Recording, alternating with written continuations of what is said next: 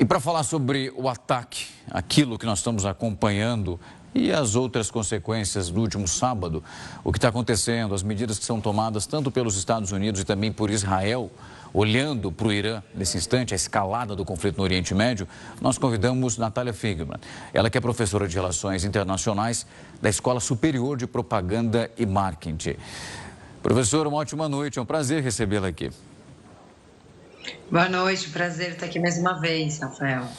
Professora, eu quero começar olhando para uma declaração que foi dada hoje, inclusive, nas Nações Unidas, dizendo especificamente uma mensagem que retrata um movimento israelense e a reação no Líbano. Porque de sábado para cá, nessas contraofensivas, é possível ver Benjamin Netanyahu em diversos momentos pedindo para que o Hezbollah seja controlado pelas autoridades libanesas, porque senão os ataques eles vão continuar.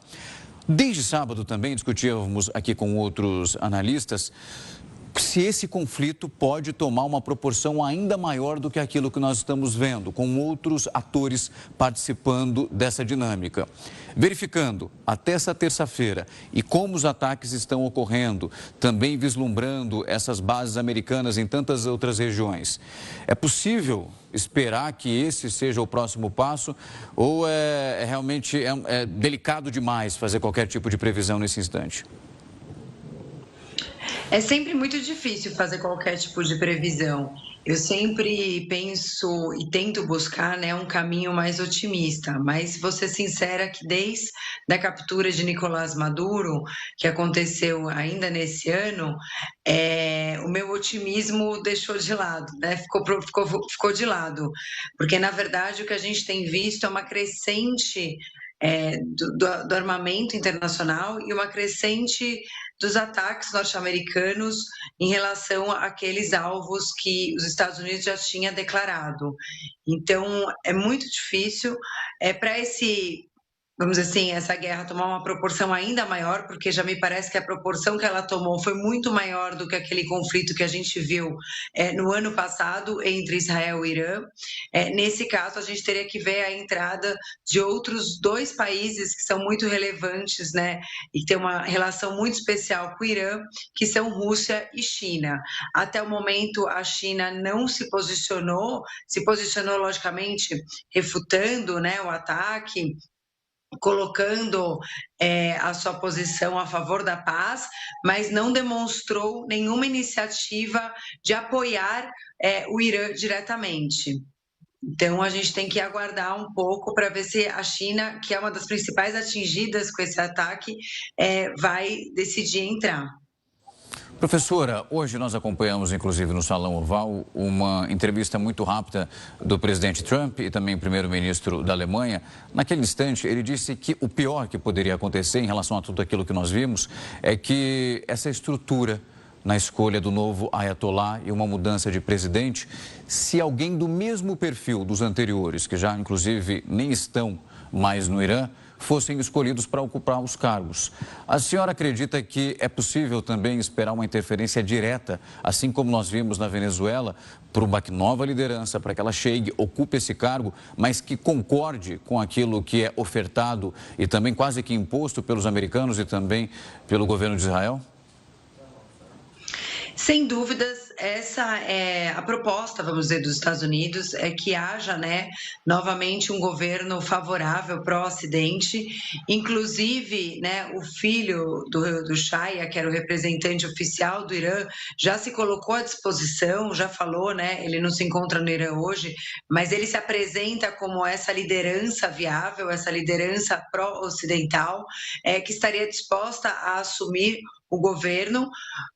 No entanto, o regime iraniano, ele se encontra forte, né? Ele tem uma estrutura muito bem consolidada e os Estados Unidos, junto com Israel, têm buscado desestabilizar essa estrutura, não somente com o assassinato do Ali Khamenei, mas também atacando a base onde, vamos dizer, os principais líderes que escolhem, né, a próxima liderança, que são 88 membros, sejam atacados e sejam exterminados. Então, nesse sentido, a gente tem uma tentativa, sim, de fazer com que a próxima liderança seja uma liderança que não esteja alinhada com o regime. É muito difícil isso ser bem sucedido.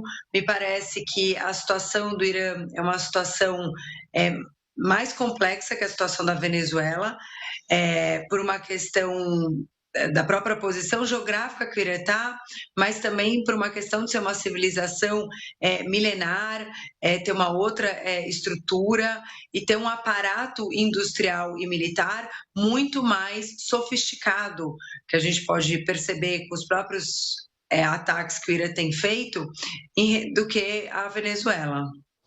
Professor, tem um outro ponto que vale a comparação. No sábado, quando nós iniciamos essa cobertura, o primeiro vídeo do presidente Donald Trump, que foi divulgado através da sua rede social, Truth Social, falava que esse era um momento único para que os iranianos, naquele momento, fossem para as ruas e pedissem uma mudança de governo, que era uma oportunidade que eles não poderiam perder.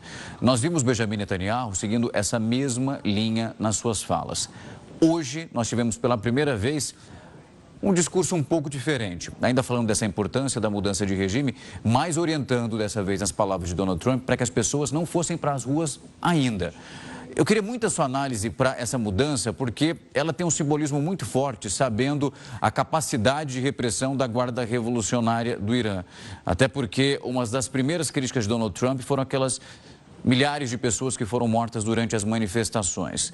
Isso, a senhora acredita que foi um ato ali da Casa Branca reavaliar, ao invés de incitar um ato, sabendo que poderia causar um novo derramamento de sangue? Eu acredito que, na realidade, não há uma organização por parte dessa oposição que saiu na rua para retomar uma articulação nesse momento. E os próprios ataques que foram feitos desestruturou vamos dizer, essa oposição que tinha se organizado. Parte dela, apesar de querer uma mudança de regime, não gostaria de uma mudança de regime feita a partir, né, de uma intervenção externa. E uma intervenção externa, que é importante colocar, que tem violado o direito internacional. Então, a gente tem uma comoção hoje muito grande no Irã, inclusive hoje está sendo o enterro, né, das meninas da escola que foi atacada já no primeiro dia por Israel e Estados Unidos. Então, me parece que esse fato gerou uma mudança aí na própria população e na maneira que a população vai atuar. Professor, eu queria muito agradecer o tempo e a disponibilidade para vir aqui conversar com a gente. Nós estamos fazendo aqui um trabalho com a ajuda de professores, analistas, profissionais como a senhora, para levar para quem nos acompanha, entender qual a dimensão do conflito que nós acompanhamos. É um papel muito inglório tentar trazer um panorama do que vai ainda acontecer. Como a senhora disse, é difícil fazer qualquer tipo de previsão, porque as coisas mudam muito rapidamente. Mas mesmo assim, muito obrigado por achar um espaço na agenda e vir aqui conversar conosco. Um prazer. Obrigada, Rafael. Boa noite. Boa noite. Até mais.